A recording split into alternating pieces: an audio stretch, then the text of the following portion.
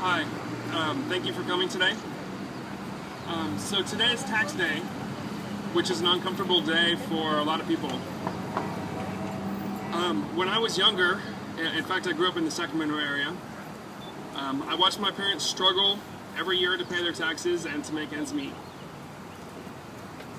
After high school I left and went to the University of California, and after that I started working.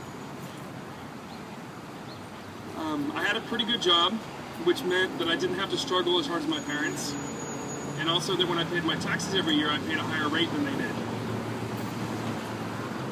I was happy to do this because I knew that the taxes that I was paying supported the loans that got me through college. They would eventually support my parents' Social Security and Medicare, and even the university that was so important to my career in the first place. So then fairly recently, this same job helped me become very successful. In fact, I became a millionaire. And do you know what happened to my tax rates? What? To my surprise, most of the money that I made at that time was taxed at a lower tax rate than the paychecks I was getting the year before. Then, once I invested my money, the effective tax rate I was paying was less than what my parents paid, which was much lower. So I was very surprised by this.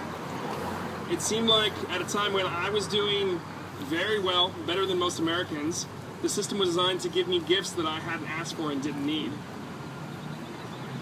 So today there's a budget proposal in the United States House of Representatives, which is known as the Ryan budget, and which is supported by Congressman Dan Lungren. There are two important things about this budget that you should know and that you should care about. The first is that it lowers my taxes. The second is that in order to pay for my tax cuts, it cuts vital services that you rely on. This budget would further cut taxes on anyone earning over $1 million a year by an average of $260,000 each.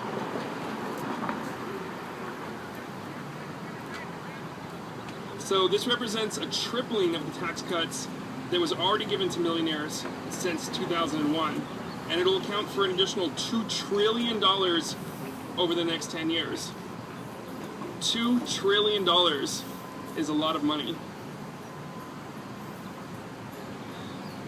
To pay for these cuts, the budget is also cutting spending. In fact, it cuts 20% of spending from many programs. These include Social Security Administration and Medicare. This means there will be more delays in getting benefits, more service disruptions, and more trouble getting into benefits programs in the first place for people who deserve benefits that they've paid into for their whole lives. This will mean more expensive medical care costs, and the plan intends to shift those costs onto you.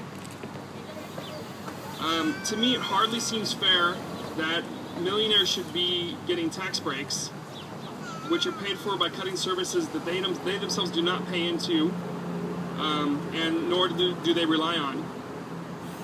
This is the budget that Dan Lungren supports. This is the budget that Dan Lungren voted for. This is a budget that gives me and other millionaires and billionaires more gifts that they don't need and aren't asking for. If Dan Lungren and all the other congressmen that we send to Washington truly speak for their constituents, then they should be working hard to defend the programs that their constituents rely on, not lavishing gifts on the super wealthy. This budget is headed in the wrong direction. Thank you.